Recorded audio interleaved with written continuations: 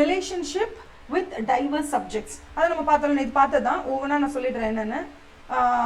Number 1, auditing and accounting. Of course, auditing and accounting is very important because accounting அக்கு வேறு ஆணி வேறு பிரித்து போட்டு தெரியணும். நமக்கு தெரிஞ்சால் மட்டும்தான் நமக்கு ஆடிட்டை அப்படி டமால் பண்ண முடியும். ஆடிட் அப்படிங்கிறது வந்து எப்படி தெரியுமா, இட்ஸ் லைக் கண்ணால் பார்த்தா தெரியணும் எங்கெங்கெல்லாம் வந்து புக்ஸ் ஆஃப் அக்கௌண்ட்ஸில் மிஸ்டேக் இருக்கணும். அப்போ பார்த்தாலே மிஸ்டேக் தெரியணும்னா நீங்கள் எப்படி இருக்கணும், ஒரு ஷெர்லாக் ஹோம்ஸ் மாதிரி இருக்கணும். கரெக்டாக?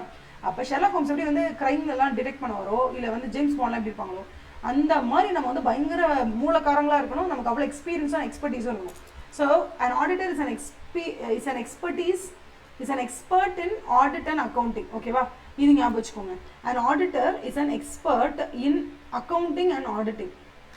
An auditor is an expert in accounting and auditing. அதனால இது கண்டிப்பாக தெரிஞ்சுக்கோங்க. ஃபினான்ஷியல் ஸ்டேட்மெண்ட்ஸில் ஓவரால் அக்கௌண்டிங் ப்ராசஸே தெரிலனா you can't do the audit. அது ஞாபகம் வச்சுக்கோங்க. அடுத்தது லா.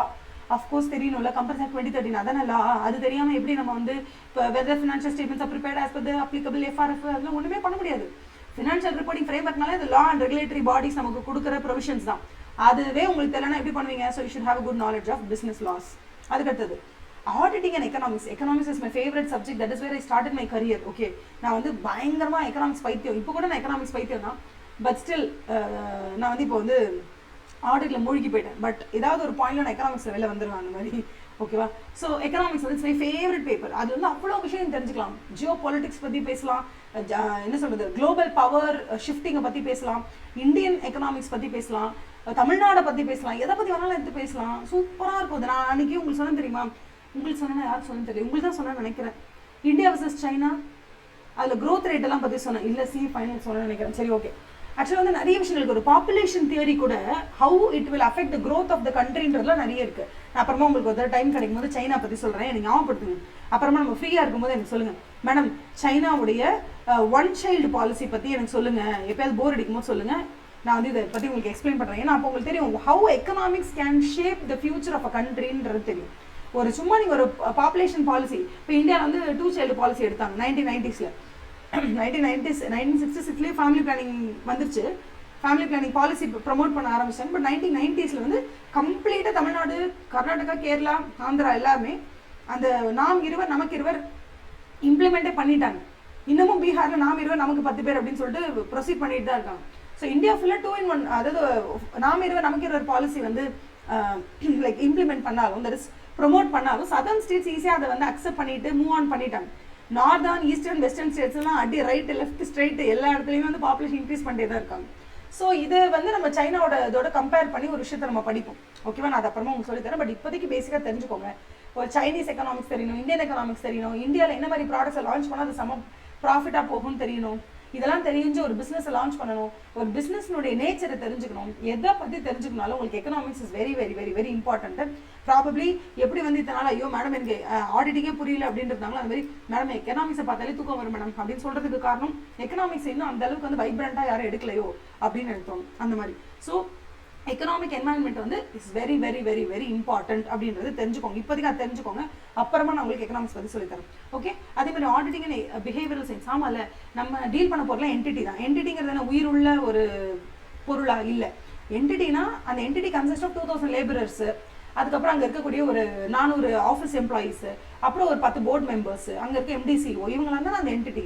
அப்போ நீங்கள் போய் என்டிட்டியில் வந்து ஆடிட் பண்ண போகிறீங்க அப்படின்னா you have to deal with all these 2000 laborers and then like 400 employees and 10 board of directors and the MD/CEO.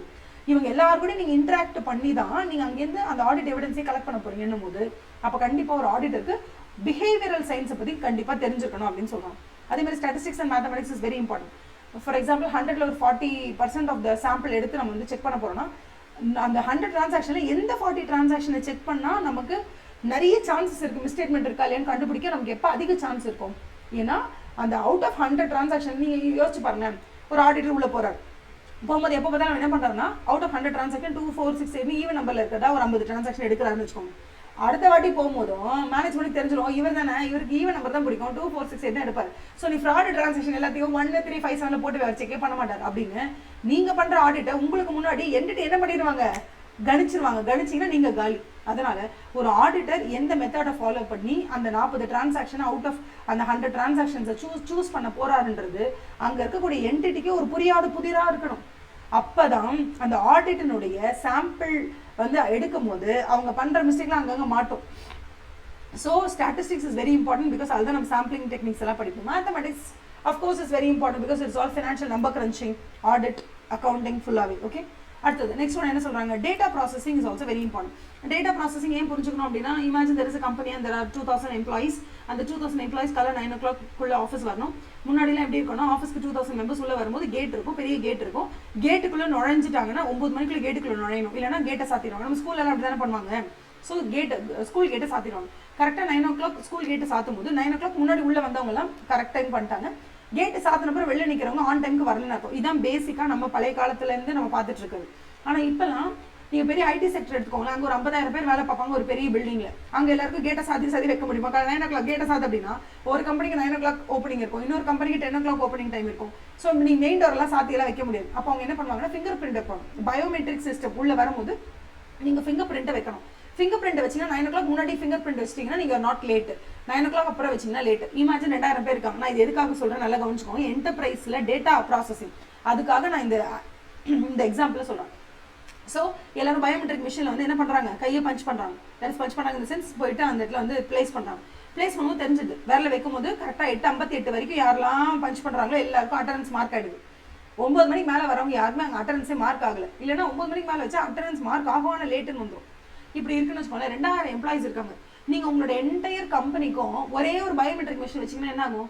For example 8:45 ஒருத்தன் வந்துட்டான், லைனில் நிற்கிறான், பயோமெட்ரிக் மிஷினுக்காக வெயிட் பண்ணிட்டு இருக்கான். 15 நிமிஷம் வெயிட் பண்ணுறான். 15 நிமிஷத்தில் அவனால் அங்கே பயோமெட்ரிக் மிஷினில் கை வச்சு உள்ளே போக முடியல. அவன் கத்துவான் வந்து, டேய் நான் 8:45 வந்திருக்கேன், நீ ஒரே ஒரு பயோமெட்ரிக் மிஷின் வச்சிருக்கேன், இல்லை 10 மிஷின் தான் வச்சிருக்கேன். அப்போ ஒரு மிஷினுக்கு 200 பேர் வந்து வெயிட் பண்ணுமா? அப்போ 2000 பேர் வேலை பார்க்குறாங்க. 2000 பேரும் பயோமெட்ரிக் மிஷினில் பிளேஸ் பண்ணி தான் அட்டண்டன்ஸ் மார்க் பண்ணணும்னா முதல்ல ஃபார் எவ்ரி 70 மெம்பர்ஸ்க்கு ஒரு அந்த இடத்துல ஒரு பயோமெட்ரிக் மிஷினை வெய்யு. அப்போ தான் நான் 15 minutes முன்னாடி வந்தாலும் என்னால் அந்த இடத்துல அட்டண்டன்ஸ் மார்க் பண்ண முடியும். முன்னாடி மாதிரி நம்ம 8:45 வந்துட்டு டோர் சாத்தினா நம்ம சேஃப் அப்படி கிடையாது. இப்போலாம் வந்து என்ன ஆயிடுச்சுன்னா, நவீன காலகட்டத்தில் பிஸ்னஸ் பண்ணுற இடத்துல அட்டண்டன்ஸ் மார்க் பண்ணுறதே ஃபுல்லாக ஆட்டோமேட்டட் ஆகிட்டதுனால எல்லாமே பயோமெட்ரிக் சென்சர் தான். நீங்கள் சரவணா ஸ்டோர்ஸ்லாம் பார்த்துருப்பீங்களே, தனிஷ் ஜுவல்லரி, ஹெச்ஜிஆர்டி, எங்கேயும் போயிருப்பீங்களா கன்சம்ஷன் பிளேஸ்க்கு. அப்போ கன்சியூமராக நீங்கள் போயிருப்போம் நாங்கள் பார்ப்பீங்க. எம்ப்ளாயிஸ் எல்லாம் அங்கே போயிட்டு வந்து ரெட்டினாவெல்லாம் பார்ப்பாங்க. கண்ணை போய் இப்படி காமிப்பாங்க. கண்ணுக்கு ரெட்டினாவை வந்து ஸ்கேன் பண்ணி அட்டண்டன்ஸ் மார்க் பண்ணும். புரியுதா? இதெல்லாம் அங்கே பண்ணுவாங்க. அப்போ என்ன ஆகும், 2000 பேரோட அட்டண்டன்ஸ் அவங்க எப்படி ப்ராசஸ் பண்ணுறாங்கன்னு டேட்டா ப்ராசஸிங் ஒரு ஆடிட்டர் தெரிஞ்சுக்கிட்டாதான் அவரால் ப்ராப்பராக அங்கே ஆடிட் பண்ண முடியும். அப்போ தான் அவர் தெரியும், இங்கே பாரு 8:58 வரைக்கும் இத்தனை பேர் அட்டண்டன்ஸ் மார்க் பண்ணியிருக்காங்க. ஒரு நாளைக்கு ஆவரேஜாகவே எப்படி ஒரு 50 பேர் லேட்டாக வராங்க, இதை நீங்கள் எப்படி வந்து மார்க் பண்ணுறீங்க? 50 பேர் லேட்டாக வராங்க, இந்த 50 பேருக்கு நீங்கள் சேலரியில் எவ்வளோ டிடக்ட் பண்ணுறீங்க, என்ன ஏது? இந்த entire entity understanding of the entity and its என்வாயன்மெண்ட்டை புரிஞ்சுக்கணும்னா உங்களுக்கு அந்த டேட்டாவை அவங்க எப்படி ப்ராசஸ் பண்ணுறாங்க, டெய்லி காலையில் எத்தனை பேர் உள்ள வந்திருக்காங்க அப்படின்றத அவங்க எப்படி ப்ராசஸ் பண்ணுறாங்க, these things are very important. அதான் டேட்டா ப்ராசஸிங். அதுக்கு அடுத்தது வந்து ஃபினான்ஷியல் மேனேஜ்மெண்ட். நான் இது உங்ககிட்ட சொன்னேன் இல்லையா, ஃபினான்ஸ் அப்படிங்கிறது டிஃப்ரெண்ட்டுமா, அக்கௌண்ட்ஸ்ன்றது different. Finance is different, accounts is different. Finance is all about source, எங்கேருந்து நம்ம பணம் கொண்டு வரோன்றதா ஃபினான்ஸ். அக்கௌண்ட்ஸ் அதை நீங்கள் எப்படி செலவு பண்ணியிருக்கீங்களோ அதை ரெக்கார்ட் பண்ணுறீங்க. Recording of all the transactions and events, அதுவும் மானிட்டரி டிரான்சாக்ஷன்ஸ் எல்லாத்தையும் நீங்கள் வந்து ரெக்கார்ட் பண்ணுறீங்க இல்லையா, அதுதான் அக்கௌண்ட்ஸ்னு சொல்லுவோம். ஸோ அந்த ஃபினான்ஸ் அண்ட் அக்கௌண்ட்ஸ்க்கு நடுவில் கண்டிப்பாக என்ன பண்ணணும், you have to have a proper understanding. So audit பண்ணணும்னா கண்டிப்பாக உங்களுக்கு எஃப்எம் பற்றி நிறைய தெரிஞ்சுக்கணும்னு சொல்கிறாங்க. Example working capital management, fund flow, ratio analysis, capital பட்ஜெட்டிங்ல நீங்கள் வந்து எஃப்எம்ல படிப்பீங்க, அப்போ உங்களுக்கு புரிஞ்சிடும்.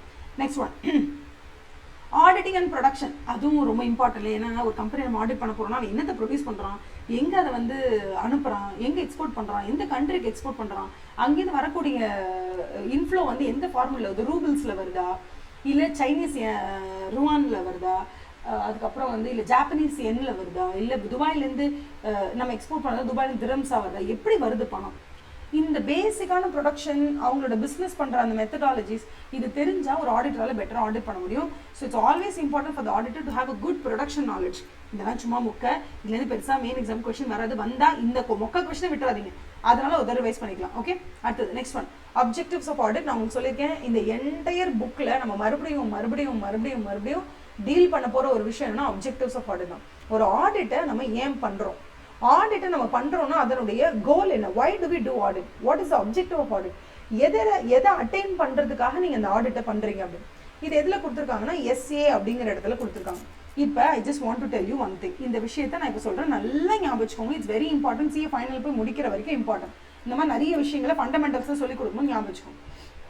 நீங்கள் சிஏ கம்ப்ளீட் பண்ணிட்டீங்க, சிஏ கம்ப்ளீட் பண்ணிட்டு ப்ராக்டிசிங் சார்ட்டர்ட் அக்கௌண்டன்ட் சொல்லிட்டு சிஓபி சர்டிஃபிகேட் ஆஃப் ப்ராக்டிஸும் வாங்கிட்டீங்கன்னு வைங்க. சர்டிஃபிகேட் ஆஃப் ப்ராக்டிஸ் வாங்கிட்டீங்க, நீங்கள் ஒரு சிஏ இன் ப்ராக்டிஸ் பண்ணிட்டு இருக்கீங்கன்னா நீங்கள் எந்தெந்த மாதிரி வேலைகள் எல்லாம் வெளியில் செஞ்சு கொடுக்கலாம் அப்படின்னு கேட்டால் ரெண்டாக பிரிப்போம். ஒன்று வந்து அஷூரன்ஸ் என்கேஜ்மெண்ட்னு சொல்லுவோம். என்ன என்கேஜ்மெண்ட்டு? அஷூரன்ஸ் என்கேஜ்மெண்ட்னு சொல்லுவோம். Assurance engagements. இன்னொன்று அஷூரன்ஸ்லாம் கிடையாது, நான் அஷூரன்ஸ் என்கேஜ்மெண்ட். அஷூரன்ஸ்லாம் கொடுக்க முடியாதுப்பா அப்படின்னு. இப்போ ஃபர்ஸ்ட் நான் உங்களுக்கு சொல்லி கொடுத்துட்றேன். What is assurance engagement? Assurance என்கேஜ்மெண்ட்னா நம்ம கிட்ட ஒன்று ஃபினான்ஷியல் ஸ்டேட்மெண்ட்ஸ் கொடுப்பாங்க, அப்படி இல்லைன்னா அந்த 3 மாசத்தோட ஃபினான்ஷியல் இன்டர்ம் ஃபினான்ஷியல் ஸ்டேட்மெண்ட்ஸ் அந்த மாதிரி ஏதாவது கொடுப்பாங்க. கொடுத்துட்டு ஒன்று ஃபுல்லாக ஆடிட் பண்ணி கொடுங்கன்னு சொல்லுவாங்க. ஃபுல்லாக எனக்கு ஆடிட் பண்ணி கொடுங்கன்னு சொல்லுவாங்க. இல்லை நீங்கள் ஃபுல் ஃப்ளெட்ஜ் ஆடிட்லாம் பண்ண வேண்டாம், ஜஸ்ட் 7 days ரிவ்யூ பண்ணி கொடுங்கன்னு சொல்லுவாங்க. ஓகேவா? இல்லைன்னா சம்டைம்ஸ் என்ன பண்ணுவாங்கன்னா, நான் ப்ராஸ்பெக்டஸ் இஷ்யூ பண்ண போகிறேன், நெக்ஸ்ட் 5 years நாங்கள் என்னெல்லாம் பண்ண போகிறோமோ அதெல்லாம் நான் வந்து ப்ரொஜெக்டட் ஃபினான்ஷியல் ஸ்டேட்மெண்ட்ஸ் ஒன்று ரெடி பண்ணியிருக்கேன், அதை வந்து நீங்கள் கொஞ்சம் எனக்கு ஆடிட் பண்ணி தர முடியுமா அப்படிலாம் கேட்பாங்க. அதை பார்த்துட்டு எல்லாம் கரெக்டாக இருக்கா இல்லைன்னு எனக்கு சொல்லுங்க அப்படின்னு கேட்பாங்க. அதுக்கு பேர் வந்து வெறும் அஷூரன்ஸ் என்கேஜ்மெண்ட். ஓகேவா? இது எதுவுமே இல்லாமல் நான் அஷூரன்ஸ் இருக்கு. இப்போ இதில் ஃபர்ஸ்ட் நான் உங்களுக்கு ஒன்று சொல்லி தந்துடுறேன். ஒன்று வந்து நான் இது உங்களுக்கு சொல்லி கொடுத்த மாதிரி ஹிஸ்டாரிக்கல் ஃபினான்ஷியல் இன்ஃபர்மேஷன் ஒன்று இருக்கு. அதுக்கப்புறமா வந்து ப்ராஸ்பெக்டிவ் ஃபினான்ஷியல் இன்ஃபர்மேஷன். இது ரெண்டுமே பேசிக் கட்டமைப்பு, பேசிக் இன்ஃப்ராஸ்ட்ரக்சர் உங்களுக்கு தெரியணும். What is a historical financial information அப்படின்னு கேட்டால், நடந்து முடிஞ்ச பாஸ்ட் இயர்ஸ்னுடைய இன்ஃபர்மேஷனை, அதாவது நடந்துருச்சு, all the transactions and events has happened, அந்த all the transactions and events have ஹேப்பன்ட்னு சொல்றீங்களா, அதை நீங்கள் P&L-ஆவும் பேலன்ஸ் ஷீட்டாகவும் மாற்றி ஒரு ஆடிட்டர் கிட்ட கொண்டு வந்து கொடுக்குறீங்க, இல்லை ஒரு ரெவியூவர் கிட்ட கொண்டு வந்து கொடுத்து நீங்கள் வந்து ரீசனபிள் அஷூரன்ஸ் கொடுக்க சொல்கிறீங்க, இல்லை லிமிடெட் அஷூரன்ஸ் கொடுக்க சொல்கிறீங்கன்னா, நான் ரீசனபிள் அஷூரன்ஸ் கொடுக்கறதா இருந்தால் I take it as an audit engagement.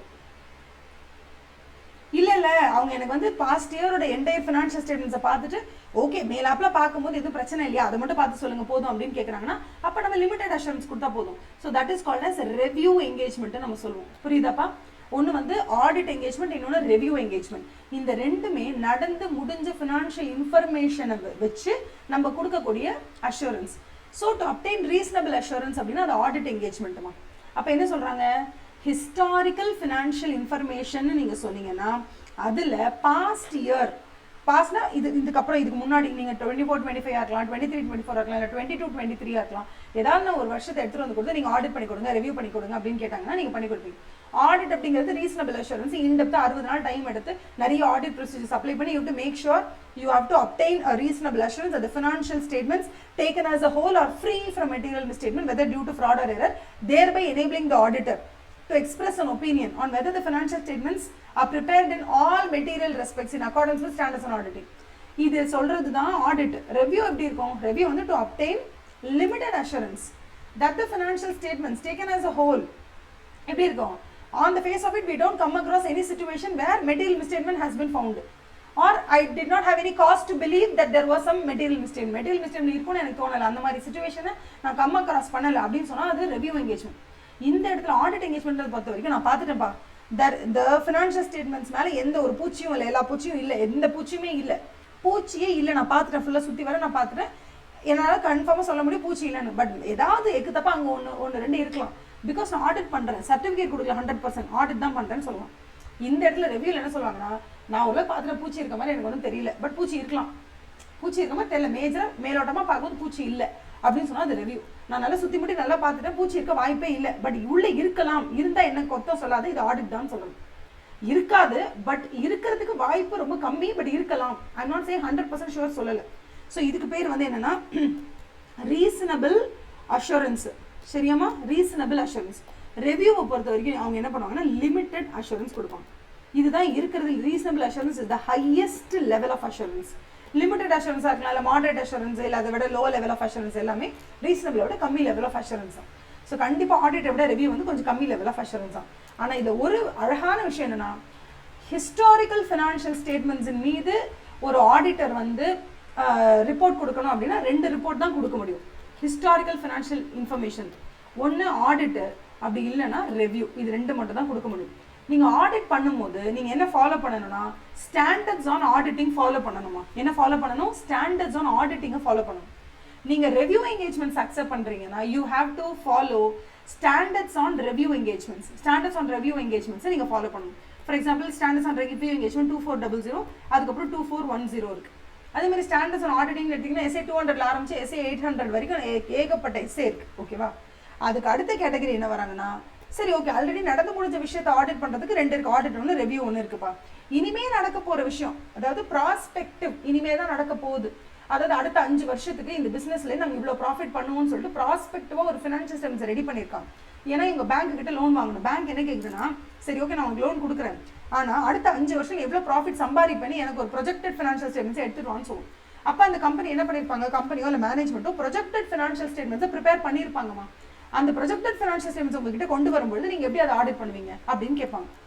நல்லா ஞாபகம் வச்சுக்கோங்க, ப்ரொஜெக்டட் ஃபினான்ஷியல் ஸ்டேட்மெண்ட்ஸ் உங்ககிட்ட கொண்டு கொடுக்கும்போது அதில் நம்பர் போட்டிருப்பாங்க, நாங்கள் 50 லட்சம் ரூபா வந்து ரெவன்யூ ஏர்ன் பண்ணுவோம், 50 லேக் ரெவன்யூ நாங்கள் ஏர்ன் பண்ணுவோம், அதில் வந்து 30 லேக்ஸ் எங்களுக்கு எக்ஸ்பெண்டிச்சர், 20 லேக்ஸ் ப்ராஃபிட் இருக்கும், நம்ம ஏகப்பட்ட நம்பரை போடுவோம். ஆனால் அந்த எந்த ஒரு நம்பரையுமே செக் பண்ணுறதுக்கு உங்ககிட்ட எவிடன்ஸோ சப்போர்ட்டிங் டாக்குமெண்ட்ஸோ இருக்காது. ஏன்னா ஃபியூச்சர்ல இருந்து நடக்க போகிறதுக்கு எதுக்கு இப்போ போய் வவுச்சரு ரெசீப்ட்லாம் நீங்கள் எப்படி வாங்குவீங்க? வாங்கவே முடியாது. ஆனால் அப்ப இந்த 50 லட்சம் கரெக்டா இல்லையான்னு உங்களால ரிப்போர்ட் கொடுக்க முடியுமா? Can you give an opinion on whether this 50 lakh is representing true and fair view? கொடுக்கவே முடியாது. ஏன் கொடுக்க முடியாது? அதெல்லாம் இன்னும் நடக்கவே இல்லை. அப்போ ப்ரொஜெக்டட் ஃபினான்ஷியல் ஸ்டேட்மெண்ட்ஸ்ல நீங்க போய் ஒரு ரிப்போர்ட் கொடுக்க போறீங்க. என்ன ரிப்போர்ட்? அவன் ப்ரொஜெக்டட் ஃபினான்ஷியல் ஸ்டேட்மெண்ட்ஸை கொடுத்துட்டு மேம் இதெல்லாம் ட்ரூ அண்ட் ஃபேர் வியூ கொடுத்தாலும் எங்களுக்கு பார்த்துட்டு சொல்லுங்க அப்படின்னு கேட்பாங்க. அதனால தான் இது எல்லாத்தையுமே நம்ம என்னன்னு சொல்றோம்னா அஷூரன்ஸ் என்கேஜ்மெண்ட்னு சொல்றோம். அஷூரன்ஸ் என்கேஜ்மெண்ட்னா அவங்க நம்ம கிட்ட ஒரு ஃபினான்ஷியல் ஸ்டேட்மெண்ட்ஸ் கொடுப்பாங்க. அந்த ஃபினான்ஷியல் ஸ்டேட்மெண்ட்ஸ்ல இருக்கக்கூடிய எல்லா விஷயங்களுமே, கம்ப்ளீட் செட் ஆஃப் ஃபினான்ஷியல் ஸ்டேட்மெண்ட்ஸ்ல இருக்கக்கூடிய எல்லா எலிமெண்ட்ஸுமே whether it is presenting true and fair வியூவா இல்லையான்னு சொல்லி நம்ம இடத்துல என்ன பண்ணுவோம், சைன் பண்ணி ரிப்போர்ட் கொடுப்போம், ஒப்பீனியன் கொடுப்போம். இந்த இடத்துல ஆடிட் ஒப்பீனியன், இது பேர் ஒப்பீனியனே சொல்லிடுவோம். ரிவ்யூ பண்ணும்போது இந்த ஒப்பீனியன் சொல்லாம கன்க்ளூஷன் சொல்லுவோம். அது என்னன்னு சொல்லுவோம்? கன்க்ளூஷன் சொல்லுவோம். To you understand? கன்க்ளூஷன். அப்போ ரிவ்யூ என்கேஜ்மெண்ட்ல ஒப்பீனியனை சொல்ல மாட்டோம், ஆனால் நம்ம என்ன முடிவுக்கு வந்திருக்கோமோ அந்த முடிவை அங்கே சொல்லிடுவோம். அந்த முடிவை பேஸ் பண்ணி தான் எப்பவுமே after driving conclusion, after arriving at conclusion we will form an opinion. So எப்பவுமே ஒப்பீனியனை விட ரொம்ப வைடு யூசேஜ் வந்து கன்க்ளூஷன் தான் இருக்கும். ஃபார் எக்ஸாம்பிள் இப்படி இருக்கு, நமக்கு ஏகப்பட்ட விஷயங்கள் தெரிய வந்திருக்கு, இதுக்கு பேர் ஃபேக்சுவல் ஃபைண்டிங்ஸ், நிறைய விஷயங்கள் தெரிய வருது. இதை வச்சு நீங்க ஏதாவது ஒரு முடிவுக்கு வந்திருப்பீங்க, அதுக்கு பேர் கன்க்ளூஷன். இந்த கன்க்ளூஷனை பேஸ் பண்ணி நீங்க கொடுப்பீங்க, அதுதான் ஒப்பீனியன். ஸோ ஆடிட்க்கு நீங்க கொடுக்கறது ஒப்பீனியனு, ஆனா ரெவ்யூ என்கேஜ்மெண்ட்டா இருந்தா அதுக்கு நீங்க கொடுக்கறது வந்து கன்க்ளூஷன். புரியுதாப்பா? ஓகேவா? To you understand? அப்ப அடுத்தது என்ன சொல்லுவாங்கன்னா கன்க்ளூஷனுக்கு நீங்க ஃபேக்சுவலா இப்போ வந்து ஃபார் எக்ஸாம்பிள் உங்ககிட்ட கொண்டு வந்து ஃபினான்ஷியல் ஸ்டேட்மெண்ட்ஸை கையில கொடுத்துட்டாங்க, கொடுத்துட்டு whether this financial statements is presenting true and fair வியூவா இல்லையான்னு எனக்கு பார்த்து சொல்லுங்க அப்படின்னாங்கன்னா அவங்க உங்ககிட்ட ஒப்பீனியன் கேட்டால் அது என்னது? ஆடிட் என்கேஜ்மெண்ட்னு அர்த்தம். ஒப்பீனியன் வேண்டாங்க, ஏன்னா லிமிடெட் அஷூரன்ஸா நீங்க கொடுக்குறீங்க, அதனால எனக்கு ஒரு கன்க்ளூஷன் மட்டும், நீங்க என்ன முடிவுக்கு வந்தீங்களோ அந்த முடிவை எங்ககிட்ட சொல்லுங்க, அதை வச்சு நாங்க வந்து எங்களுக்கு என்ன மாதிரி அதை யூஸ் பண்ணணுமோ நாங்க யூஸ் பண்ணிக்கிறோம் அப்படின்னு சொன்னா that is called as review engagement. புரியுதாமா? அடுத்தது சில நேரத்தில் என்ன பண்ணுவாங்கன்னா, இந்தாங்க எங்களோட ஃபினான்ஷியல் ஸ்டேட்மெண்ட்ஸ் உங்ககிட்ட கொண்டு வந்து கொடுத்துட்டோம், நீங்க என்ன பண்ணுங்க ஃபேக்சுவலா இல்லை என்ன ஃபைண்ட் பண்றீங்களோ அதை மட்டும் அப்படியே எங்களுக்கு ரிட்டர்ன் ஃபார்மேட்ல கொடுத்துருங்க. ரிட்டர்ன் ஃபார்மேட்ல அந்த ஃபேக்சுவல் ஃபைண்டிங்ஸை மட்டும் எங்களுக்கு கொடுத்துருங்க. அதை வச்சு என்ன கன்க்ளூஷனுக்கு வரணும், எந்த மாதிரி ஒப்பீனியனை ஃபார்ம் பண்ணணும் நாங்களே பார்த்துக்கிறோம். நீங்க எங்களுக்கு ஒப்பீனியனும் கொடுக்க வேண்டாம், கன்க்ளூஷனும் கொடுக்க வேண்டாம், ஜஸ்ட் என்ன கண்டுபிடிக்கிறீங்களோ கண்டுபிடிச்சதை மட்டும் எங்ககிட்ட சொல்லுங்க. அப்படின்னா இந்த இடத்துல நீங்க ஃபேக்சுவல் ஃபைண்டிங்ஸ் என்ன வருதோ அதை மட்டும் சொல்றீங்களா, அதுக்கு பேரு அஷூரன்ஸ் என்கேஜ்மெண்ட் கிடையாது. ஏன்னா அந்த இடத்துல நீங்க ஒப்பீனியனும் கன்க்ளூஷனும் கொடுக்கல, நீங்க என்ன கண்டுபிடிக்கிறீங்களோ அந்த நீங்க what ever you found out அதை மட்டும் சொல்றீங்க. You are not giving any opinion, you are not giving any conclusion. அப்படிங்கிறதுனால இதுக்கு பேர் என்ன அப்படின்னா நான் assurance engagement. Non assurance engagement. புரியுதாமா? இதெல்லாம் ரொம்ப ரொம்ப இம்பார்ட்டன்ட். இதை படிச்சுட்டா யார் வேணா ஆடிட் படிக்கலாம். ஓகே, ஸோ ஃபர்ஸ்ட் நம்ம என்ன படிக்க போறோம்? Assurance engagement, non assurance engagement ரெண்டு தான் பண்ண முடியும் ஒரு ஆடிட்டர்னால. CA in practice certificate of ப்ராக்டிஸை வாங்கிட்டு அவங்க ஃபாலோ பண்றதா இருந்தா நான் அஷூரன்ஸ் என்கேஜ்மெண்ட், அஷூரன்ஸ் என்கேஜ்மெண்ட் ரெண்டு பண்ணலாம். ஓகேவா?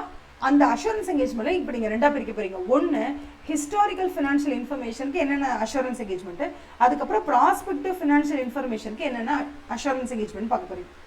ஹிஸ்டாரிக்கல் ஃபினான்ஷியல் இன்ஃபர்மேஷன் ரெண்டு இருக்கு. ஒன்னு என்னது? ஆடிட். அதனால தான் இங்க ஸ்டாண்டர்ட்ஸ் ஆன் ஆடிட்டை ஃபாலோ பண்றீங்க. இங்க என்ன ஃபாலோ பண்றீங்க? ஸ்டாண்டர்ட்ஸ் ஆன் ரெவ்யூ என்கேஜ்மெண்ட்டை ஃபாலோ பண்றீங்க. இது ரெண்டுமே historical financial information. Prospective financial இன்ஃபர்மேஷன்னா அங்க என்ன பண்ணுவீங்க? Standards on assurance engagement, standards on assurance engagement. இதெல்லாம் சிஏ ஃபைனல் லெவலில் நம்ம பார்த்துக்கலாம். இப்போதைக்கு ப்ராஸ்பெக்டிவ் ஃபியூச்சர் ப்ரொஜெக்டட் இன்ஃபர்மேஷனை கொடுத்து நம்மகிட்ட வந்து ஒப்பீனியன் கேட்குறாங்க அப்படின்னா will go ahead with standards on assurance engagement. Madam அவங்க நம்ம கிட்ட வந்து அஷூரன்ஸே கேட்கல, நீங்கள் ஜஸ்ட் இதை பார்த்துட்டு என்ன ஃபேக்சுவலாக நீங்கள் கண்டுபிடிக்கிறீங்களோ அதை மட்டும் சொல்லுங்கன்னு சொல்கிறாங்க. அப்படி இல்லைன்னா ரொம்ப சிம்பிள், அவங்களால ஃபினான்ஷியல் ஸ்டேட்மெண்ட்ஸை ப்ரிப்பேர் பண்ண முடியலையாமா, நம்மளை கூப்பிட்டு அவங்களோட ஃபினான்ஷியல் ஸ்டேட்மெண்ட்ஸை ப்ரிப்பேர் பண்ணி தர சொல்கிறாங்க மேடம் அப்படின்னாலும் அதுக்கு பேர் என்னது? நான் அஷூரன்ஸ் என்கேஜ்மெண்ட் தான். அதுக்கு பேர் என்னன்னா ரிலேட்டட் சர்வீசஸ் அப்படின்னு சொல்லுவோம். இந்த ரிலேட்டட் சர்வீசஸை நம்ம பர்ஃபார்ம் பண்ணும்போது நம்ம ஃபாலோ பண்ண வேண்டிய ஸ்டாண்டர்ட் என்னன்னா ஸ்டாண்டர்ட்ஸ் ஆன் ரிலேட்டட் சர்வீசஸ். புரியுதா? இப்போ எஸ்ஆர்எஸ் எடுத்துக்கிட்டிங்கன்னா எஸ்ஆர்எஸ்ல 2 இருக்கு. Standard related service, standards on related service 2 இருக்கு. ஒன்று 4400, இன்னொன்று 4410. 4400 என்ன தெரியுமா சொல்லும்? இங்கே பாருங்க, ஆடிட் எப்படி பண்ணுவீங்களோ கிட்டத்தட்ட அதே மாதிரி சில ப்ரொசீஜர்ஸ்லாம் அப்ளை பண்ணி பண்ணுங்க. ஆனால் நீங்கள் எனக்கு ஒப்பீனியனும் கொடுக்க வேண்டாம், கன்க்ளூஷனும் கொடுக்க வேண்டாம். அதை நீங்கள் பார்த்துட்டு உங்களோட ஆடிட்டருடைய கண் பார்வையில் அந்த ஃபினான்ஷியல் ஸ்டேட்மெண்ட்ஸை பார்க்கும்போது என்னென்ன தப்பும் தவறும் தெரியுதோ அதெல்லாம் எங்களுக்கு மார்க் பண்ணி கொடுத்துருங்க, நாங்கள் பார்த்துக்குறோம் மிச்சத்தை அப்படின்னு சொன்னால் that will come under SRS 4400 where it is called as agreed upon procedure. ஒன்று இருக்கு, மனப்பாடம்லாம் பண்ண வேண்டாம், ஜஸ்ட் இதை மட்டும் ஞாபகம் வச்சுக்கோங்க. எஸ்ஆர்எஸ் ஒன்று இருக்குன்னு ஞாபகம் வச்சுக்கோங்க போதும். இதுவே SRS 4410 என்ன பேசுவாங்க அப்படின்னா, சார் கம்பெனி சொல்லும், சார் இண்டேஸ் அது இதுன்றானுங்க, எல்லாத்தையும் யூஸ் பண்ணி எங்களுக்கு ஃபினான்ஷியல் ஸ்டேட்மெண்ட்ஸ் ப்ரிப்பேரே பண்ண முடியல, நான் எல்லாமே லெட்ஜர் ஜேர்னல் எல்லாம் போட்டு வச்சிட்டேன், தயவு செஞ்சு இந்த புக்ஸ் ஆஃப் அக்கௌண்ட்ஸ் அப்படியே எனக்கு ஃபினான்ஷியல் ஸ்டேட்மெண்ட்ஸை கொஞ்சம் மாற்றி கொடுத்துருங்க சார் ப்ளீஸ் சார் அப்படின்னு நம்ம வந்து கேட்பாங்க. அதுக்கு பேர் என்னன்னா கம்பைலேஷன் என்கேஜ்மெண்ட். அதாவது புக்ஸ் ஆஃப் அக்கௌண்ட்ஸில் இருக்கக்கூடிய டீட்டெயில்ஸ் எடுத்து ஃபினான்ஷியல் ஸ்டேட்மெண்ட்ஸை கம்பைல் பண்ணி கொடுக்கறதுக்குன்னே ஒரு சர்வீஸாக பண்ணலாம், சார்ட்டர்ட் அக்கௌண்டன்ஸ் பண்ணுவாங்க. அங்கே வந்து ஒப்பீனியன் கொடுக்க மாட்டாங்க, ஃபேக்சுவல் ஃபைண்டிங்ஸை சொல்ல மாட்டாங்க, கன்க்ளூஷன் சொல்ல மாட்டாங்க, எதுவுமே சொல்ல மாட்டாங்க, ஃபினான்ஷியல் ஸ்டேட்மெண்ட்ஸை ப்ரிப்பேர் பண்ணி கொடுப்பாங்க, அவ்வளோதான். இதுக்கு பேர் ரிலேட்டட் சர்வீசஸ்னு பேர். நான் மறுபடியும் ஒரு ரிவைஸ் பண்ணிடுறேன், நல்லா ஞாபகம் வச்சுக்கோங்க. எஸ்ஏனா ஸ்டாண்டர்ட்ஸ் ஃபார் ஆடிட்டிங், எஸ்ஆர்இனா ஸ்டாண்டர்ட்ஸ் ஆன் ரிவ்யூ என்கேஜ்மெண்ட், எஸ்ஏஇனா ஸ்டாண்டர்ட்ஸ் ஆன் அஷூரன்ஸ் என்கேஜ்மெண்ட். இது ரெண்டும் ஹிஸ்டாரிக்கல் ஃபினான்ஷியல் இன்ஃபர்மேஷன், இது மட்டும்தான் ப்ராஸ்பெக்டிவ் ஃபினான்ஷியல் இன்ஃபர்மேஷன். இந்த ரெண்டுமே உங்ககிட்ட என்ன கேட்கும்னா, ஒன்று ஒப்பீனியன் கேட்கும், அப்படி இல்லைன்னா கன்க்ளூஷன் கேட்பாங்க. either opinion or conclusion will be asked from you. But SAE பொறுத்த வரைக்கும் they're asking you assurance. இது ரொம்ப ரொம்ப low level of assurance. இந்த இடத்துல நம்பர்ஸ் எதையுமே நம்ம வந்து ஒப்பீனியனே சொல்ல மாட்டோம். ஃபார் எக்ஸாம்பிள் அவங்க வந்து 50 லட்சம் ரூபாய் ப்ராஃபிட்னு போட்டிருக்காங்கன்னா, would you tell whether இந்த 50 lakh rupees அப்படிங்கிறது கரெக்டா இல்லையான்னு உங்களால் ஒப்பீனியன் கொடுக்க முடியுமானா கொடுக்க முடியாது. ஏன்னா அந்த நம்பருக்கு சப்போர்ட்டிங் எவிடன்ஸே கிடையாது. அப்போ எப்படி தாங்க நீங்கள் அஷூரன்ஸ் என்கேஜ்மெண்ட்டுக்கு ஒரு அஷூரன்ஸ்ன்றது எப்படி கொடுக்குறீங்க அப்படின்னு கேட்டால், அந்த 50 லட்சம் ரூபாய் ப்ராஃபிட் வரும்னு எதை பேஸ் பண்ணி நீங்கள் சொல்கிறீங்க? Based on which assumption do you tell us that 50 lakhs will be earned in the future? அந்த assumption வச்சு தான் இந்த 50 lakhs அவங்க சொல்கிறாங்க. அதனால you have to make sure that அந்த assumption கரெக்டா இல்லையா அப்படின்னு பார்த்துட்டு தான் நம்ம ரிப்போர்ட் கொடுக்க போகிறோம். So we are going to say அந்த assumption based on which the 50 lakh has been derived அது கரெக்டா இல்லையான்னு நம்ம பார்க்க போகிறோம் அப்படின்னு தான் சொல்கிறாங்க. ஸோ இந்த இடத்துல நீங்கள் என்ன பண்ணுவீங்க, நம்பர்ஸை பார்ப்பீங்க. P&L எவ்வளோ, பேலன்ஸ் ஷீட் எவ்வளோ இருக்குது, அசெட்ஸ் எவ்வளோ, லைபிலிட்டிஸ் எவ்வளோ, எக்ஸ்பென்ஸ் எவ்வளோ, இன்கம் எவ்வளோ. இங்கே அசெட், லைபிலிட்டி, இன்கம், எக்ஸ்பென்ஸ் எல்லாம் பார்த்து வேஸ்ட்டு, அதை பார்க்குறது வேஸ்ட்டு. அதுக்கு பதிலாக நீங்கள் என்ன பண்ணணும்னா, 50 லட்சம் ரூபாய் அவங்க வந்து ரெவென்யூ வருங்கிறால எதை வச்சு சொல்கிறான், அந்த பேஸை கொண்டு வா. அந்த பேஸ் கரெக்டாக இருந்தால் நான் கரெக்டாக அவனுக்கு ஒப்பீனியன் கொடுக்குறேன், ட்ரூ அண்ட் ஃபேர் வியூக்கான ஒப்பீனியன் கொடுக்குறேன், இல்லைன்னா என்னால் கொடுக்க முடியாதுன்னு சொல்லி அந்த அசம்ஷன்ஸை பேஸ் பண்ணி தான் நீங்கள் என்ன பண்ணுவீங்க, உங்களோட அஷூரன்ஸையே கொடுப்பீங்க அப்படின்னு சொல்கிறாங்க. இது முடிஞ்சிருச்சா? Last but not the least எஸ்ஆர்எஸ்னு ஒன்று இருக்கும். இங்கே நீங்கள் ஒப்பீனியனே கொடுக்க மாட்டீங்க. இங்கே ஒன்று ஃபேக்சுவல் ஃபைண்டிங்ஸ் என்னன்னு சொல்லிடுவீங்க, இல்லையே நீங்கள் கம்பைலேஷன் என்கேஜ்மெண்ட்டுக்கே போயிடுவீங்க, அவ்வளோதான், கம்பைலேஷனுக்கே போயிடுவீங்க. ஸோ இதுக்கு பேர் வந்து எஸ்ஆர்எஸ்ன்னு சொல்லுவோம். இது எஸ்ஆர்எஸ் அப்படிங்கிறது ஒப்பீனியன் கொடுக்க மாட்டோம், ஒப்பீனியன் கொடுக்க மாட்டோம். அப்போ இது 2 மட்டும் தான் ஒப்பீனியன். இது 1 2 3 இது 3 ஒப்பீனியன். ஓகேவா? 1 2 3 3 ஒப்பீனியன். என்ன இதெல்லாம் கரெக்டாக இருக்குது? அடடே அந்த மாதிரி. இது 3 ஒப்பீனியன் கொடுக்குறது, இது ஒப்பீனியன் கொடுக்க வேண்டாம்னு சொல்கிறது. ஓகே, ஸோ திஸ் இஸ் நான் assurance engagement, this is assurance engagement. புரியுதா? இது வரைக்கும் நான் இப்போ சொல்லி கொடுத்த வரைக்கும் யாருக்காவது ஏதாவது டவுட் இருக்கா? ஏன்னா இதுக்கப்புறம் நம்ம படிக்கும்போது standards on auditing, SA 200, SA 220, SA 230, 240, 250 போட்டு எல்லா இடத்துலையும் அந்த மென்ஷனிங் வந்துட்டே இருக்கும். என்னன்னே தெரியாமல் கடைசி வரைக்கும் படிக்கிறத விட ஃபஸ்ட்டு எடுத்த உடனே அந்த இன்ஃப்ராஸ்ட்ரக்சர் தெரியணும், அந்த ஃப்ரேம் ஒர்க்கு என்னன்னு தெரியணும். ஃப்ரேம் ஒர்க் அப்படின்னு எடுத்துக்கிட்டாலே CA can do what kind of services, assurance and non assurance services. Assurance services 3ஆக பிரிக்கலாம். அஷூரன்ஸ் சர்வீசஸ் 3ஆக பிரிக்கலாம். Audit services, review engagements and assurance engagements. இங்கே standards on assurance engagement, in standards on review engagements, இங்கே standards on auditing. இங்கே non assurance என்கேஜ்மெண்ட்னா என்னது, அதுக்கு பேர் ரிலேட்டட் சர்வீசஸ். இங்கே என்ன ஸ்டாண்டர்ட்ஸ் ஆன் ரிலேட்டட் சர்வீசஸ். இவ்வளோதான் மொத்தத்திலேயே இருக்குது. இவங்களில் இந்த 2 பேருக்கும் இருக்கிற காமனாலிட்டி என்னன்னா, ஹிஸ்டாரிக்கல் ஃபினான்ஷியல் இன்ஃபர்மேஷன், இது ப்ராஸ்பெக்டிவ் ஃபினான்ஷியல் இன்ஃபர்மேஷன், இது ஹிஸ்டாரிக்கல் ஃபினான்ஷியல் இன்ஃபர்மேஷன் தான். ஓகே பக்கா? To you have any doubt? ஏதாவது டவுட் இருந்துச்சுன்னா சொல்லுங்க. பக்காவா? Super super super. பக்கா பக்கா பக்கா பக்கா பக்கா. ஏதாவது டவுட் இருந்துச்சுன்னா டெஃபினட்டாக you can stop me mid வேல ஸ்டாப் பண்ணலாம், தப்பே கிடையாது.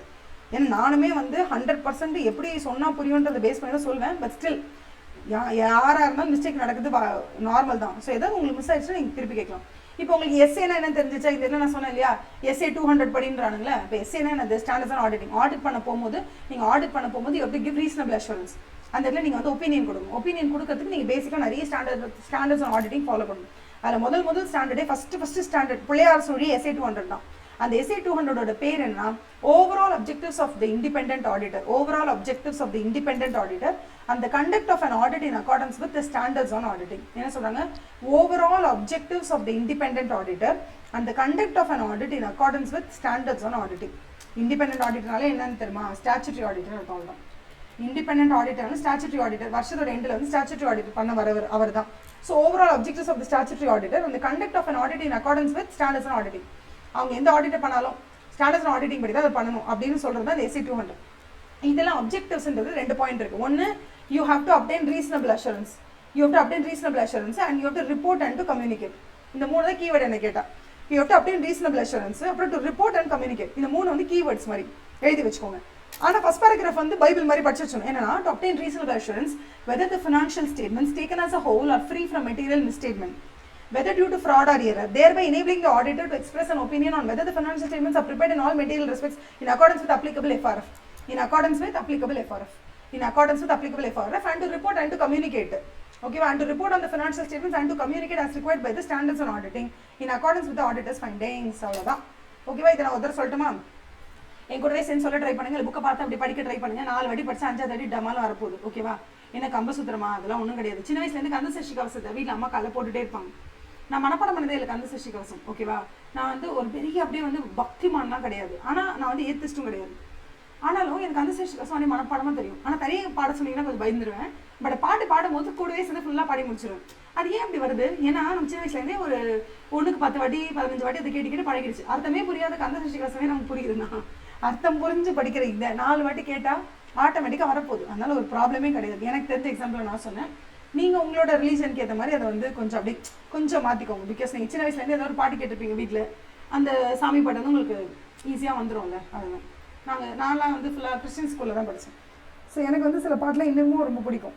ஓகேவா? அது வந்து நம்ம கும்புற சாமி இல்லைனாலும் அது ஆட்டோமேட்டிக்காக அவங்கள வந்துடும். ஓகேவா? அது பாடும்போது எனக்கு ஸ்கூல் சைல்டுஹுட் மெமரிஸ் நாஸ்டாலஜிக்காக இருக்கும். அந்த மாதிரி தான் ஏதோ ஒரு விஷயம் உங்களுக்கு ஈஸியாக ஞாபகம் இருக்குல்ல. சினிமா பாடலாம் ஞாபகம் இருக்குது, இதெல்லாம் ஞாபகம் இருக்காதா? இருக்கும். நம்ம ஆர்வமாக படிக்கணும். இதை படித்தா நம்ம கார் வாங்கிடலாம், இதை படித்தா வீடு கட்டுறோம், இதை படித்தா கிரகப்பிரவேசம் நடக்குது, அங்கே போய் நான் அப்பா அம்மா உட்கார வைக்கிறேன், மாலை போடுறேன், எடுத்து வைக்கிறேன், அப்படி யோசிச்சு பாருங்கள். எப்போதுமே வந்து மருந்து குடிக்கணும் கஷாயம் தான். மருந்து குடிக்கிறதுல ஆனந்தம், மருந்து குடிச்சா என்ன கிடைக்கும், அதுதான் ஆனந்தம், பேரானந்தம். அதனால அதை நினச்சிக்கோங்க. இதை மட்டும் நான் மனப்பாடம் பண்ணி படிச்சுட்டேன், அவ்வளோதான். அப்பா அம்மா உட்கார வைக்கிறோம், பெருசாக வீட்டு கட்டுறோம், நடுவில் கொண்டு போய் உட்கார வைக்கிறோம், யாகெல்லாம் வளர்க்குறோம், 2 பேரும் உட்கார வைக்கிறோம், மாலை எடுத்து போடுறோம், மாலை பாரு அப்படியே தாமரை மாலை வாங்குறோம். அந்த ரேஞ்சுக்கு யோசிச்சு அப்படியே குஷியாக படிங்க, ஆட்டோமேட்டிக்காக இட் வில் ஹேப்பன். ஓகேவா? ஸோ இப்போ நம்ம படிச்சுதாமா what are the objectives of auditing அப்படி கேட்டால் நம்பர் 1 ஆடிட் பண்ணுறதுல என்ன நம்ம அப்ஜெக்டிவ்ஸ் கேட்டால் நம்பர் 1 என்ன சொல்கிறாங்கன்னா, to obtain என்ன சொல்லணுமா, to obtain reasonable assurance that the financial statement taken as a whole are free from material misstatement whether due to fraud or error, thereby enabling the auditor to express an opinion on the financial statements, okay, and whether the financial statements are prepared in all material respects in accordance with applicable FRF, and to report on the financial statements and to communicate as per the SA, okay, in accordance with auditor's findings. Oh, super. நான் சொல்றேன்னா நீங்க ஒரு தடவை சொல்றீங்களா? to obtain reasonable assurance whether the financial statements taken as a whole are free from material misstatements, thereby enabling the auditor to form an opinion, okay, or to express an opinion on whether the financial statements are prepared in all material respects in accordance with applicable FRF, and to report on the financial statements and communicate as per SA, okay, as required by the SA in accordance with the auditor's findings. இதை நீங்க ஒரு 5-6 times படிச்சீங்கன்னா ஆட்டோமேட்டிக்காக புரிஞ்சிருக்கும். இப்போ நம்ம வந்து இதோட அனாலிசிஸ் போயிடலாமா? நம்பர் 1 ஆடிட்டர்ஸ் அப்ஜெக்டிவே என்ன அப்படின்னா is to obtained a reasonable assurance on whether the financial statements taken as a whole are free from material misstatement due to fraud. இதை நான் சொல்லல, நீங்க பார்க்கும்போது on the whole material misstatement எதுவும் இல்லாமல் இருக்கணும். நான் இதை உங்களுக்கு சொல்லி கொடுத்த மாதிரி வாட் இஸ் அ மிஸ்டேட்மெண்ட். மிஸ்டேட்மெண்ட்னா என்ன? உள்ளது உள்ளபடி இருந்தால் அதுக்கு பேர் என்னப்பா? உள்ளது உள்ளபடி கரெக்டாக இருக்கிறது எக்ஸாக்டாக நீங்கள் போட்டிங்கன்னா அதுக்கு பேர் என்னது? ஸ்டேட்மெண்ட். இல்லை சின்ன சின்னதாக 100 ரூபாய்க்கு மேலே 101 ரூபாய் போட்டாலும் அது மிஸ்டேட்மெண்ட் தான். அப்போ சின்னதாக ஒரு மிஸ்டேட்மெண்ட் இருந்தால் உடனே வந்து பேட் ரிப்போர்ட் கொடுப்பீங்களா? கொடுக்க மாட்டீங்க. எப்போ அந்த மிஸ்டேட்மெண்ட்டு மெட்டீரியலாக இருக்கோ அப்போ தான் நீங்கள் என்ன பண்ணுவீங்க? அதை வந்து கன்சிடர் பண்ணுவீங்க. மெட்டீரியல் மிஸ்டேட்மெண்ட் கூட கால் மட்டும் வீணாக போச்சா இல்லை பாடியே வீணாக போச்சான்னு பார்ப்பீங்க. மெட்டீரியல் மிஸ்டேட்மெண்ட் ரெண்டாக பார்ப்பீங்க. அதாவது இது வெறும் இன்வென்ட்ரி மட்டும் தான் பாதிக்குது, மற்றபடி மற்ற எல்லாமே கரெக்டாக தான் இருக்குது. இல்லை லேண்ட் அண்ட் பில்டிங்கோட வேல்யூவேஷன் மட்டும் தான் பாதிக்குது, மற்றபடி என்டையர் P&L இது பாதிக்கல அப்படின்னு சொன்னால் அப்போ நீங்கள் என்ன பண்ணுவீங்க? ஓகே இது மெட்டீரியல் தான், ஆனால் என்டையர் ஃபினான்ஷியல் ஸ்டேட்மெண்ட்ஸே பாதிக்கல. ஸோ நம்ம இதுக்கு என்ன பண்ணலாம்? இதுக்கு வந்து குவாலிஃபைடு ஒப்பீனியன் கொடுக்கலாம். ஆமாம் இது வந்து என்டையர் ஃபினான்ஷியல் ஸ்டேட்மெண்ட்ஸையும் பாதிக்குது, ஓகேவா? ஆன் த ஹோல் நிறைய மெட்டீரியல் மிஸ்டேட்மெண்ட்ஸ் இருக்கு அப்படின்னு அது என்ன ஆகிடும்? இது ஒரு இடத்த மட்டும் பாதிக்கல, ஏகப்பட்ட இடத்துல இந்த மிஸ்டேட்மெண்ட்ஸ் இருக்கு, என்டையர் P&L பேலன்ஸ் ஷீட்டையே இது பாதிக்குது, மெட்டீரியலை மிஸ்டேட் பண்ணுது அப்படின்னா அப்போதான் நீங்கள் என்ன பண்ணுவீங்க? அட்வர்ஸ் ஒப்பீனியன் கொடுப்பீங்க. டிஸ்க்ளைமர் ஒன்று இருக்குது, அது அப்புறம் போக போக போக நான் இன்னும் கொஞ்சம் நல்ல அட்வான்ஸ்டு லெவலுக்கு போக போக நான் உங்களுக்கு சொல்கிறேன், ஓகேவா? ஏன்னா ஃபஸ்ட்டு கிளாஸ்லேயே ரொம்ப ஓவர்வெல்மிங்காக இருக்கும், அதனால தான். So what is a statement? உள்ளது உள்ளபடி ஸ்டேட்மெண்ட். சின்னதாக அப்படி டக்குன்னு 1 ரூபாய் எக்ஸ்ட்ரா ஆனால் கூட மிஸ்டேட்மெண்ட். 1 ரூபாய் எக்ஸ்ட்ரா ஆனால் கூட பேட் ரிப்போர்ட் கொடுக்கணுமா? 1 ரூபாய் கம்மியான கூட பேட் ரிப்போர்ட் கொடுக்கணுமா? தேவையில்லை. ஒரு மெட்டீரியாலிட்டி லெவலில் ஃபிக்ஸ் பண்ணிக்கோங்க. 400 கோடி டர்ன் ஓவர் பண்ணுற கம்பெனி ஒரு 2 லட்சம் ரூபாய் வரைக்கும் சின்ன சின்ன மிஸ்டேட்மெண்ட்ஸ் தான் பிரச்சனை இல்லை அப்படின்னு சொல்லி விடுறீங்களா? So that is called as misstatement allowed. So materiality லெவலில் ஃபிக்ஸ் பண்ண போதும். அந்த மெட்டீரியாலிட்டி த்ரெஷோல்டை தாண்டி போயிடுச்சுன்னா so that is called as material misstatement. இது புரிஞ்சிடுச்சா? இதான் மெயின், இதுதான் இங்கே சொல்கிறாங்க. அதுக்கப்புறம் வாட் இஸ் ரீசனபிள் அஷூரன்ஸ்னு கேட்குறாங்க. உங்களுக்கு தெரியும்ல, ரீசனபிள் அஷூரன்ஸ்ன்றது அப்சல்யூட் அஷூரன்ஸ் கிடையாது. அப்சல்யூட் அஷூரன்ஸ்னா 100% அது பாசிபிளே கிடையாது.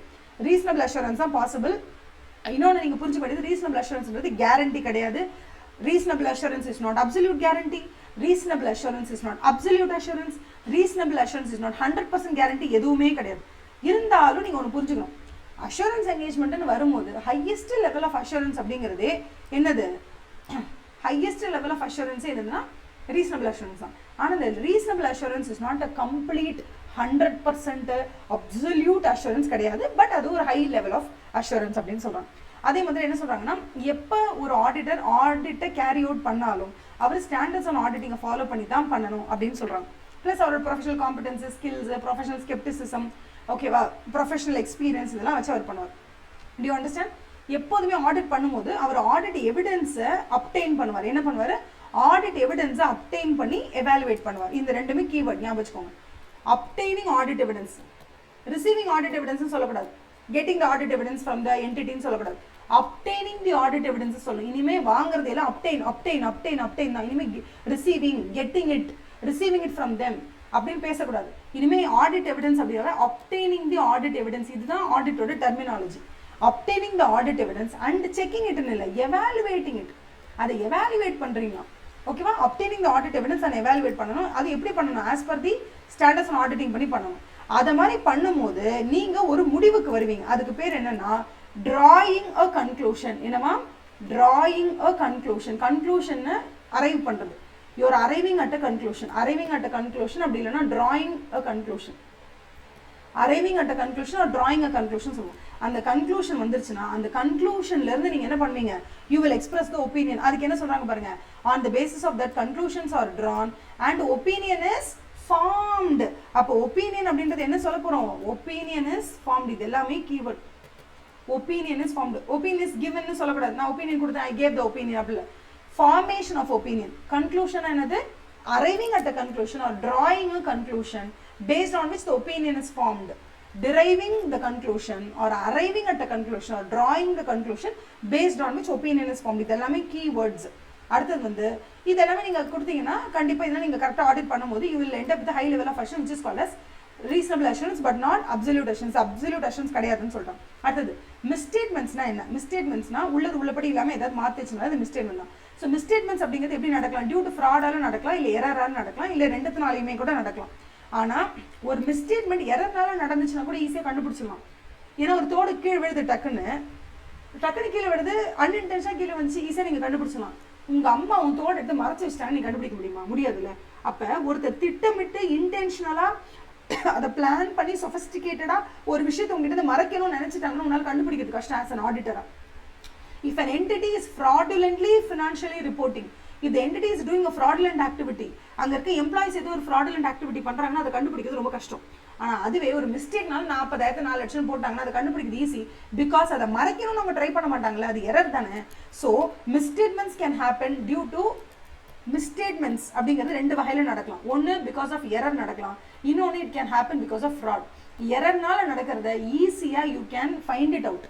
ஃப்ராட்னால நடந்தால் அதை ஃபைண்ட் அவுட் பண்ணுறது ரொம்ப கஷ்டம். அதை தான் சொல்கிறாங்க. Okay, the auditor seeks to obtain reasonable assurance whether the financial statements as a whole are free from material misstatement due to fraud or error. He has to see the effects of misstatements on financial statements as a whole. Financial statement as a whole தான் free from material misstatement இருக்கணும். Sales மட்டும் இது சேல்ஸ்ல misstatement இருக்கா, பர்ச்சேஸ்ல material misstatement இருக்கா, தனித்தனியாக பார்க்காம as a whole தான் he has to see whether there is material misstatement அப்படின்னு சொல்றாங்க. Whether there is material misstatement வந்து has to see from the totality of the financial statement. ஓகேவா? அடுத்தது நெக்ஸ்ட் ஒன் என்ன சொல்றாங்க, obtaining the reasonable assurance, obtaining the reasonable assurance that the financial statement taken as a whole are free from material misstatement enables the auditor to express an opinion on whether the financial statement அதே தான் மேலே கொடுத்துருக்குறது. You have to make sure that the financial statements are prepared in accordance with applicable FRF prepare பண்ணிருக்காங்கன்னு பாருங்க. அதுக்கப்புறம் ஃபைனலாக நீங்கள் எல்லாத்தையும் check பண்ணிட்டீங்கன்னா you have to report and communicate as required in the standards on auditing with the help of the auditor's findings. Auditor என்ன find பண்ணாரோ அதை வச்சு என்ன பண்ணணும், he has to report as required by standards on auditing. இவ்வளோதான். இதை வச்சு நீங்கள் ஓவர்வியூ, அதாவது அப்ஜெக்டிவை நீங்கள் படித்து முடிச்சாச்சு. ஓகே, ஸ்கோப் நான் இதில் உங்களுக்கு சொல்லியிருக்கேன். ஸ்கோப்பில் என்னென்ன இன்க்ளூட் ஆகும் என்னென்ன இன்க்ளூட் ஆகாதுன்னு எனக்கு சொல்லியிருக்கேன். அதை ஸ்டார்ட் பண்ணுறதுக்கு முன்னாடி வில் டேக் 2 minutes பிரேக். அந்த பிரேக் முடிச்சதுக்கப்புறமா will see what is scope of audit என்ன, அதில் என்னென்ன இன்க்ளூட் ஆகும் என்னென்ன இன்க்ளூட் ஆகாதுன்னு நம்ம பார்த்துடலாம். சரியா?